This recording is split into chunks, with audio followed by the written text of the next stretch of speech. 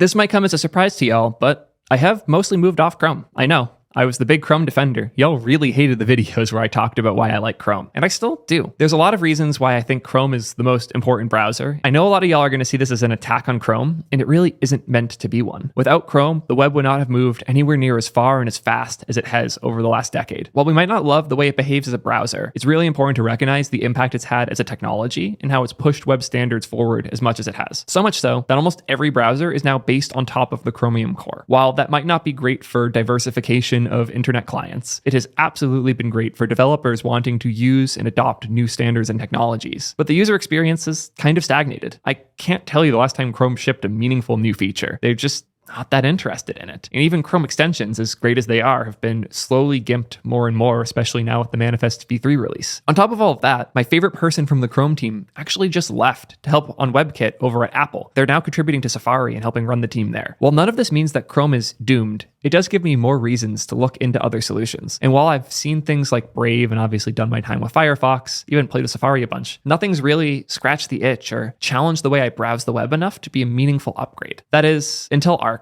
by Browser Company. Yes, I made the move to Arc, but it wasn't without some struggle, and it didn't work for me the first time. So let's talk a bit about my experience with Arc, what I like, what I don't like, and why I think it's time to consider a new browser. So without further ado, here's my browser. Notably with all of my live chats open because I'm making this video live. If you didn't know that, I actually make all my videos live on YouTube and Twitch. So check those out on Wednesday if you want to see how this stuff gets made. Anyways, you'll notice a few things that are different here for most browsers, especially if I go to another more traditional tab, like my dashboard on Twitch. There's no URL bar on the top here.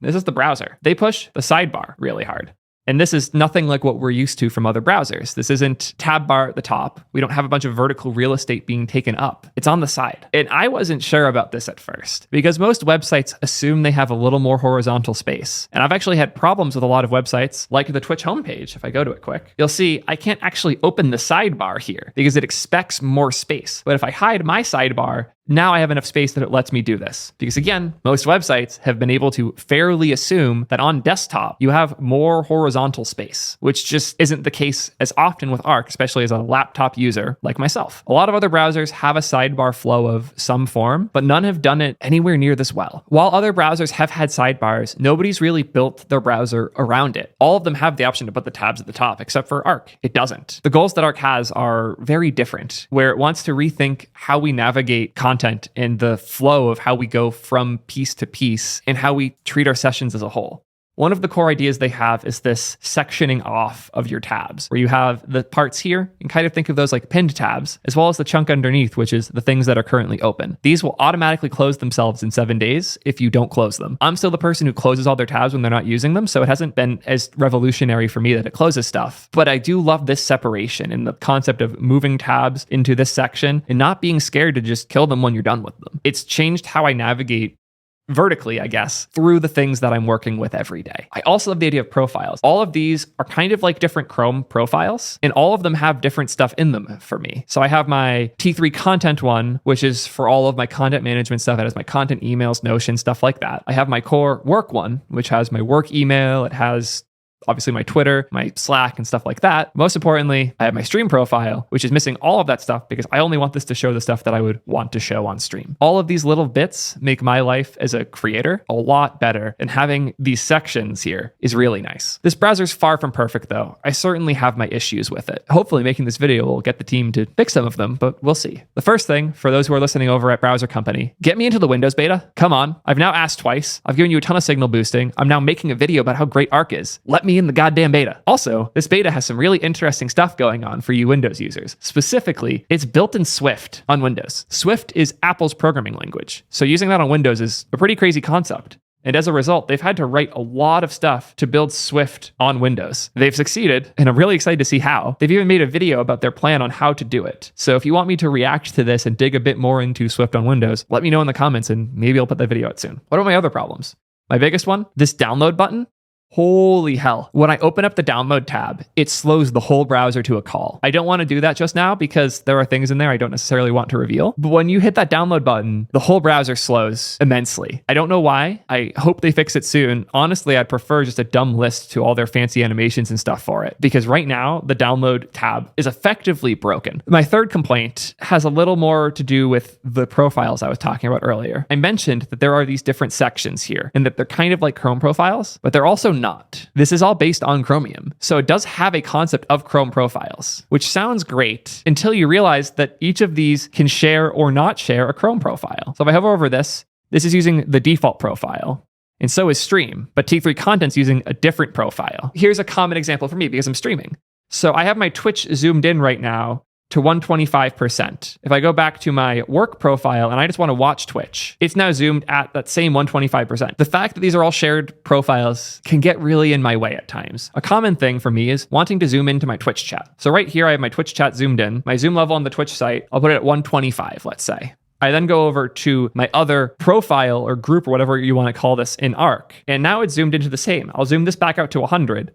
And now this one's also zoomed out. That's very annoying to me. My assumption would be that these sections are separated enough that behaviors like my sign-in state or my zoom levels wouldn't be persisted between them. And I think for my use case, especially of having a stream section, being able to persist my zoom level across it, it feels obvious. There's a lot of these little quirks I have noticed, and it, to me, feels like implementation details are leaking. Like I'm recognizing underneath that this is Chrome and this is a shell on top of it. And when you have these types of problems, that shell starts to be more noticed. And I don't love that because I don't want to feel like I'm using a shell or a UI wrapper around Chrome. I want to feel like I'm using a different browser. And when I have these different sections, I don't want to feel like they're a UI built on top of the same thing underneath. I just want to click it and have it be different. So I know how committed they are to supporting all of Chrome's core behavior through their wrapper, but I would argue they should ditch this idea of profiles entirely and focus in on their different sections instead. But right now, the sandboxing behaviors are pretty unclear. And I know when I try to explain these things to like my mother, they make no sense at all to her. So that's a real challenge. On top of that, there's a separate bookmark section. We have this part here, but I can actually drag on top and favorite something. This seems really useful until you realize those persist across that other profile layer. So if I'm on my work profile, anything I pinned from my stream profile stays pinned. Things in the section underneath don't. And that makes no sense to me. Why is this bound to the profile concept there, where it's in default, but everything underneath isn't?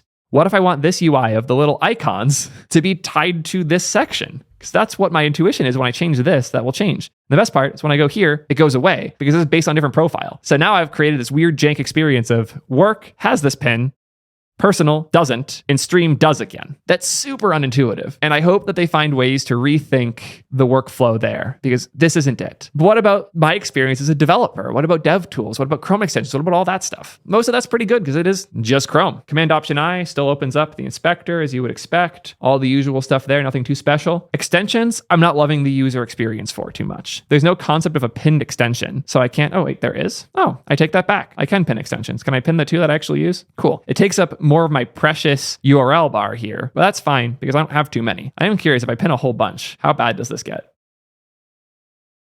Why can't I just have this be the default? What if I just want them underneath like that anyways? Can't it just always do that? There might be a setting for it, but right now there isn't. It's a lot of these little quirks because it's a whole new experience. Also, on the topic of the URL bar, I don't necessarily love hiding it away.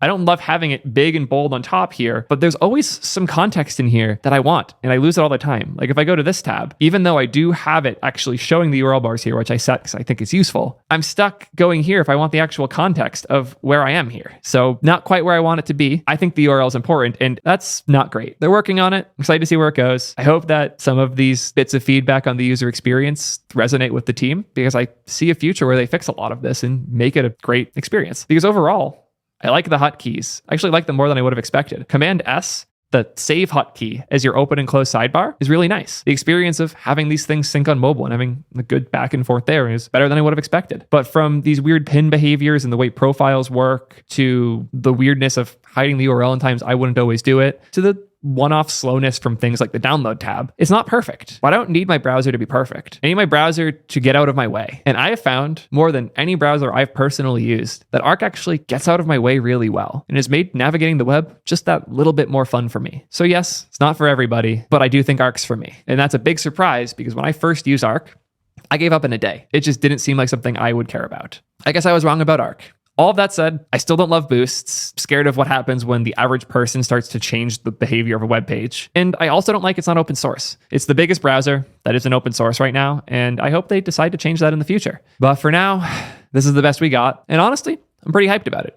Great work to the browser company team. I will continue using Arc for the foreseeable future, and I'll be sure to let you guys know if that changes. What about you? What do you think about the browser wars? Have you tried Arc, and do you want to hear me complain about other browsers more? If so, video in the corner where I talk about how great Chrome is, and whatever's below it YouTube seems to think you're going to like. Appreciate y'all a ton as always. I'll see you in the next one.